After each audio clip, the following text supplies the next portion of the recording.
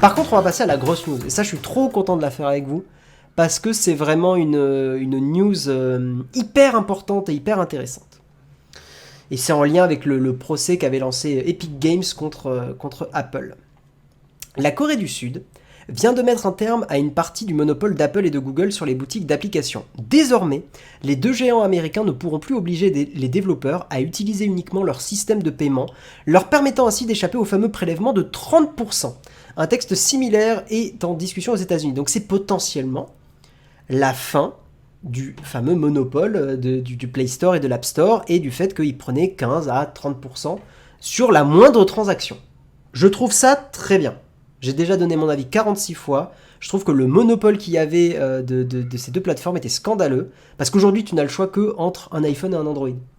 Donc, en fait, du fait, il y a un duopole, mais qui est quasiment un monopole. Donc, en fait, tu étais obligé, avec ton smartphone, de payer la taxe Apple ou la taxe Google, qui, même à 15%, je trouve, était énorme. Voilà. Et donc là, enfin, je vais vous lire l'article, mais là, en fait, maintenant, si vous bientôt, je l'espère, vous allez aller sur l'App Store, vous allez peut-être aller sur Spotify, prendre un abonnement, et vous aurez un système de paiement Spotify intégré dans l'appli. Point. Voilà. Et donc, ça veut dire que Apple, eh ben, ils doivent concurrencer à la loyale avec leur propre service pour que les gens prennent, par exemple, Apple Music. Et non pas avoir un avantage anti-concurrentiel dégueulasse, enfin un avantage concurrentiel, pardon, dégueulasse, comparé par exemple à Spotify. Parce qu'aujourd'hui, vous prenez un abonnement Spotify, il y a 30% qui vont dans les poches d'Apple. Voilà, alors qu'Apple propose le même service au même prix. C'est dégueulasse. Enfin, je trouve que c'est anti-concurrentiel et c'est crado. C'est crado, hein. La concurrence doit être équitable. En tout cas au niveau des prix. Bref, c'est une première mondiale. En Corée du Sud, Apple et Google ne peuvent désormais plus obliger les développeurs d'applications à utiliser uniquement leur système de paiement dans l'App Store et le Play Store. Ce projet de loi, en discussion depuis plusieurs mois, a été adopté le mardi 31 août par les députés à 180 voix contre 0.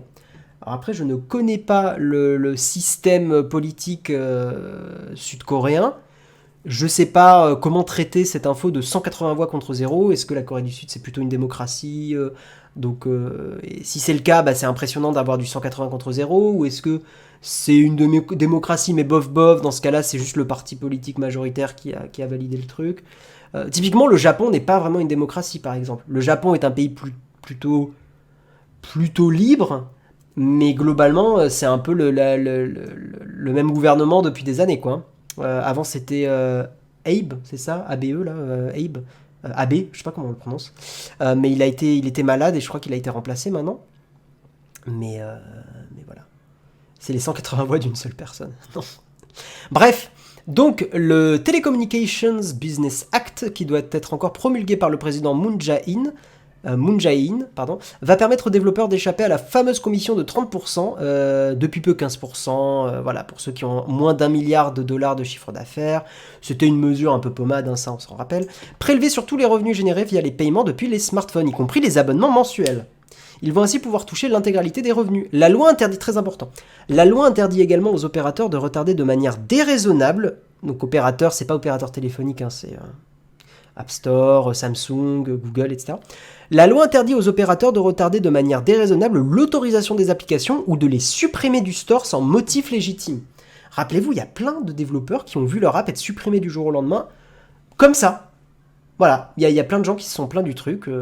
Cette disposition est destinée à éviter les représailles contre les développeurs d'applications. Une sanction de 3% des revenus. Donc, quelle est la sanction si on ne respecte pas ? La sanction, c'est que Apple et Google s'exposent à une amende pouvant atteindre 3% de leurs revenus. C'est pas le bénéfice, hein, c'est le revenu, donc c'est ce qu'on appelle le chiffre d'affaires, si je dis pas de bêtises.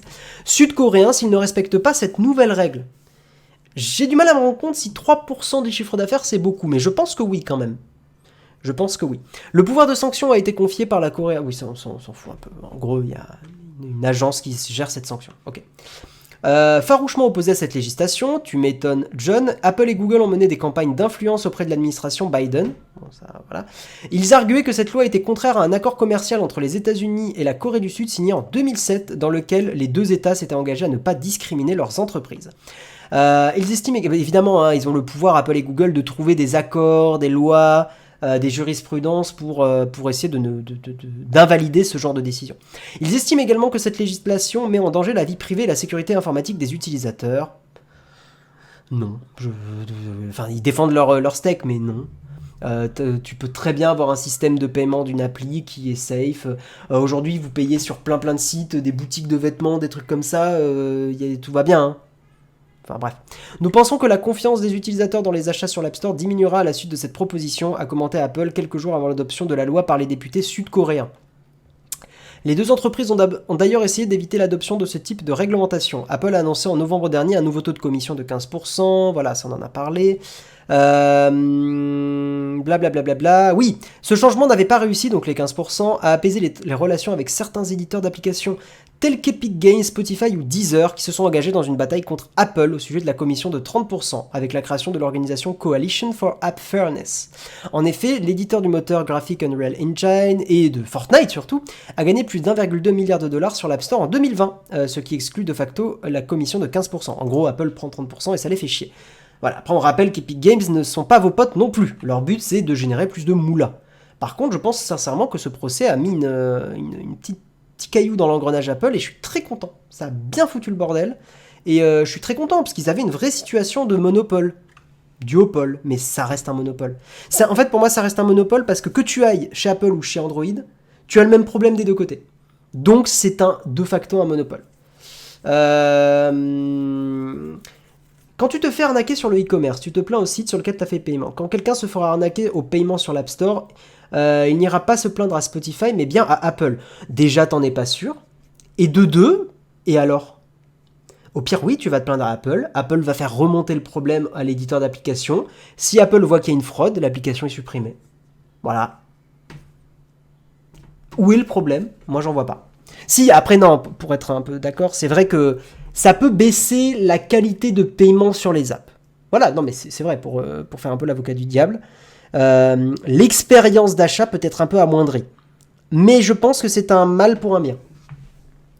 Je pense que c'est un mal pour un bien parce qu'aujourd'hui, quand tu es un petit développeur, si tu veux faire une appli qui concurrence, par exemple, un truc de fitness qui concurrence Apple, tu pars avec une balle dans le pied. Et c'est important d'avoir en tout cas dans le libéralisme dans lequel on est, c'est important d'avoir une concurrence saine. Sinon, tu as des situations de monopole et des entreprises qui se font tout le temps racheter et des géants qui deviennent encore plus géants. Et donc, tu ne te bats plus à armes égales. Il y a un vrai problème, quoi. Et je vois pas en quoi Apple s'octroie 30% d'un abonnement où il n'apporte aucune plus-value. Tu peux quand même avoir la plus-value de l'App Store et de la qualité de navigation dans l'App Store. Je reconnais. Est-ce que ça vaut 30% ? Je ne pense pas. Est-ce que ça vaut 5% ? Peut-être. Tu vois, typiquement, peut-être entre 0 et 5%, il y avait peut-être un truc à jouer. Mais Apple ont été hyper cupides. Parce que 30% ou même 15%, c'est énorme. La Corée du Nord n'est pas le seul pays à vouloir mettre un terme au monopole de Google et d'Apple. Aux États-Unis, Richard Blumenthal, 3 sénateurs américains, ont déposé en août dernier un projet de loi dont l'objectif est d'interdire aux deux sociétés de forcer les développeurs à utiliser uniquement leur système de paiement propriétaire. Oui, puis on rappelle que ça n'empêche pas d'avoir le système de paiement d'Apple et de payer avec le paiement d'Apple. Simplement, il y aura des nouvelles possibilités. Un cadre, des outils, une plateforme et un marché de potentiels utilisateurs, voilà ce qu'offre Apple. Il reste le seul décideur, la pseudo-ouverture des appareils Google avec un lock et des étapes d'installation APK de plus en plus pressantes. On a besoin de plus de liberté sur nos appareils, RIP Windows 11. Ouais, non, moi je suis d'accord. Votre appareil, c'est votre appareil et si vous voulez payer d'une autre façon, il doit y avoir la possibilité de payer d'une autre façon. Si j'achète un abonnement Spotify sur mon smartphone, je dois pouvoir payer via le système de paiement Spotify. Point. Pas forcément passer par le paiement d'Apple qui prend 30%. C'est pas normal. Sur Android, tu as des alternatives. Ouais, mais pas sur iPhone pour le coup. C'est faux de dire qu'ils n'apportent aucune plus-value, ils mettent tout le service de paiement easy pour tout dev et c'est eux qui assurent la confiance. C'est vrai des fins d'intelligence. Est-ce que ça vaut 30%? Est-ce que ça vaut un blocage de la concurrence? Je ne pense pas. Et tu peux très bien avoir un système qui reste dans une API que propose Apple pour que le paiement soit sûr, tu vois. Enfin, voilà. Et puis Apple peut très bien aussi, si quelqu'un râle, se défausser et dire contactez l'éditeur principal si vous pensez que votre argent, il y a eu un problème, etc., quoi. Je rêve de payer mon sub Twitch sur Android sans payer plus. Rien que ça, c'est un problème. C'est pas normal de payer plus cher son sub parce que t'es sur iOS. C'est n'importe quoi. Par exemple, pour les streamers, typiquement, ça fait qu'il y a de l'argent qui part. Il y a plus d'argent, mais il part chez Apple, chez Amazon et le reste chez le streamer. Je veux dire, quitte à donner 1€ ou 1,50€ en plus, putain, ça fait chier que ça soit pas chez le streamer, quoi. 30% c'est trop, 15% ça commence à aller. Très difficile de savoir quel est le montant exact. Mais en tout cas, je pense que 30% de base était beaucoup trop. Mais il y a aussi le fait, on n'en parle pas assez, mais le fait que, moi je trouve ça encore plus important, enfin, ça fait partie des trucs plus importants, mais cette loi empêche Apple et Google de supprimer des applis sans motif légitime. Je trouve ça très bien qu'il y ait une loi qui encadre maintenant ça, que Google, parce que c'est Google qui était connu pour ça, même Apple quand même aussi, pouvait tirer à vue sur des applis et dégager des trucs comme ça. Voilà. Je trouve ça vraiment dommage qu'Apple essaie encore de se défendre alors que juste accepter leur ferait une image de marque positive. Non, parce qu'il y a trop à perdre. Pour le coup, Super China, je pense que tu te rends pas compte de la somme astronomique et du revenu astronomique que génère Apple avec ses 30% ou ses 15%. C'est monstrueux. L'App Store, il y a une quantité de thunes qui transitent par là. Moi j'avais utilisé le mot Mafia il y a 1 an ou 2 quand il y avait eu le procès Epic Games. Mais ça avait choqué des gens d'ailleurs. Mais non, il y a beaucoup d'argent. Beaucoup d'argent. À la limite, moi, ce qui me gêne, c'est l'interdiction de communiquer dans l'app sur le fait que tu peux payer direct ailleurs. Eh bien, il y a eu un truc qui était passé là-dessus. Mais voilà. Je vous lis ça parce que c'est vrai que je l'ai sauté. Face à la colère d'un groupe de développeurs à l'origine d'une plainte devant un tribunal californien, Apple a également proposé, ça il y a une news et on l'avait sauté je crois dans le mug, Apple a également proposé, c'était très récent, d'autoriser les développeurs à informer leurs utilisateurs par email ou via leur site web de l'existence de moyens de paiement alternatifs à l'App Store. Mais pour moi, c'est un peu détourné parce que qui va aller se faire chier? Il faut que tu ouvres le mail, il faut que tu lises le truc, tu fasses « Ah, on peut payer différemment », mais en fait, t'as déjà pris ton abonnement, donc... C'est une mini pommade, mais ça passe pas. C'est trop léger. C'est beaucoup trop léger. Pour un abonnement, c'est abusé. On est d'accord, hein, DJ Boulette. Hein. Bah, c'est un intermédiaire forcé qui te prend de l'argent, c'est une mafia. En fait, le problème, encore une fois, c'est qu'on est dans des situations de monopole. Pour moi, le problème, il est là. Si tu avais le choix de beaucoup plus de crèmeries, avec des tarifs différents, avec des services différents... Pourquoi pas? Mais aujourd'hui, en fait, t'as que ces 2 supermarchés-là et ils prennent beaucoup trop d'argent, quoi. Ils taxent beaucoup trop fort. Vous voyez, typiquement, par exemple, dans la grande distribution, on a moins ce problème, parce que dans la grande distribution, il y a beaucoup plus de concurrents. Il y a Leclerc, Carrefour qui sont les plus connus, mais il y a Intermarché, t'as du hard discount type Lidl. Il y a plein de moyens de payer des produits de qualité différente, mais à des prix différents.